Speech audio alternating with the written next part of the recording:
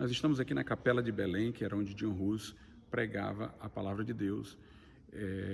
Ele que foi um precursor da reforma protestante. Inclusive Lutero uma vez disse: todos nós somos hussitas. E John Hus foi inspirado, por sua vez, pelas ideias de um outro pré-reformador antes dele, de Oxford, que foi John Wycliffe. E aqui na Capela de Belém, lugar onde ele pregava, nós temos várias pinturas representativas de momentos da época. Aqui nós temos uma figura de John Hus pregando na Capela de Belém.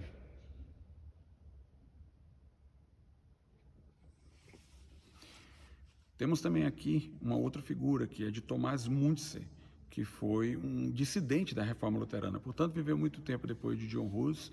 Ele abandonou a causa da Reforma protestante na época, tornou-se um defensor de uma revolução armada, abandonou a palavra pelas armas e mais um defensor de uma causa político-social, inclusive com o uso da violência, pelo que ele foi repreendido por Martinho Lutero e combatido em suas ideias pelo reformador alemão. Então, nós temos aqui uma figura de Tomás Müntzer quando ele esteve pregando também, muitos anos depois de John Hus, nesse local.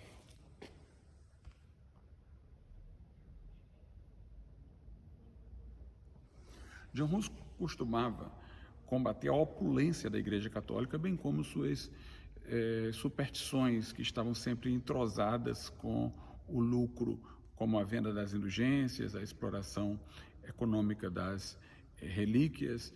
John Hus era contra a venda das indulgências, contra culto às relíquias, contra culto aos santos. E nós temos aqui duas figuras para contrastar o Papa e Jesus. O Papa com seus prelados e toda a sua opulência, de um lado, e Jesus expulsando os vendilhões do templo.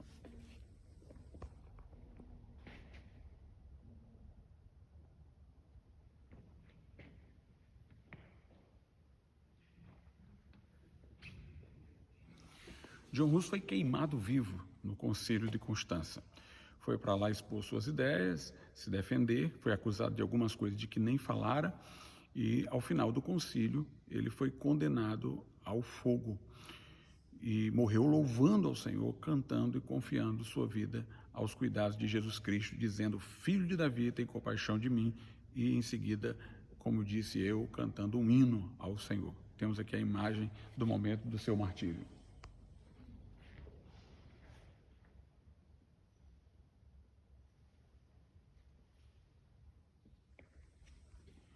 Duas figuras importantes estavam no Concílio de Constança: o imperador Sigismundo, do Sacro Império, e o Papa, um representando o cume do poder político, o outro do poder religioso. Quando John Hus foi para o Concílio de Constança, ele foi com um salvo-conduto de Sigismundo, que garantia que ele iria e voltaria sem sofrer qualquer coisa, sem sofrer violência ou morte.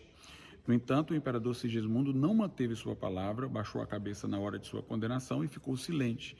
Mas isso porque o Concílio de Constança entendeu que uma palavra assegurada a um dissidente, um herege, como a Igreja Romana considerava, não precisava ser garantida. Esta palavra dada não precisava ser garantida. Então, o Concílio de Constança firmou essa noção, depois patrocinada pelos jesuítas futuramente, de que você não precisa ser fiel a uma promessa dada a um dissidente, a um herege. Uma coisa, obviamente, absurda, cínica e hipócrita. Por outro lado, o Concílio de Constança, na disputa entre papismo e conciliarismo, se deveria ser o Papa a ter autoridade final ou o concílio a ter autoridade final, o Concílio de Constança defendeu e definiu o conciliarismo, a predominância do concílio, ou seja, o infalível não seria o Papa, o infalível seria o concílio. A Igreja Romana, muito tempo depois, no século XIX, mudou esse entendimento e estabeleceu a infalibilidade papal. Curiosamente, a infalibilidade do Papa foi estabelecida por um concílio, o Concílio do Vaticano I, né? Então, se o Papa tem preeminência sobre o concílio, por que um concílio é que estabelece que ele tem a infalibilidade? Mas essa contradição, o Concílio de Constança entendeu que o concílio é que tinha a palavra final, não o Papa, e no século XIX, a Igreja Romana mudou e colocou o entendimento de que o Papa é que tem a palavra final. Por isso que Lutero disse, diante da Dieta de Worms, que ele não poderia se basear nem na autoridade de Papa, nem de concílios, porque eles, ao longo do tempo, se contradiziam em muitas coisas, mas que ele só poderia sustentar a exclusividade das Escrituras Sagradas como autoridade.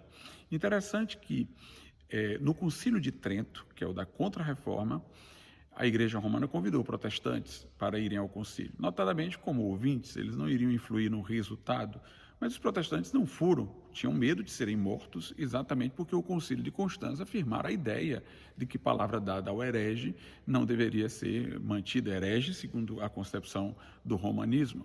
Então, eles não foram, mas a igreja fez esse convite, a Igreja Romana, um convite cínico, um convite irônico, já sabendo que eles não iam, para depois acusá-los de não terem querido participar.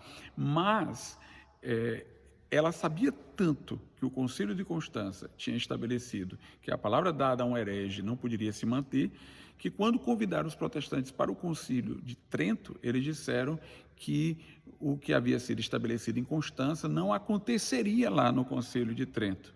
E, portanto, ao dizerem isso, estavam confessando que realmente eles haviam estabelecido no Concílio de Constança que a palavra dada ao herege não se garantiria. Obviamente que uma igreja que tem essa mutabilidade, que tem essa variabilidade, que diz uma coisa e não faz, não poderia inspirar qualquer confiança para que pessoas estivessem presentes. Então, nós temos aqui uma representação no Concílio de Constança do imperador Sigismundo e do Papa.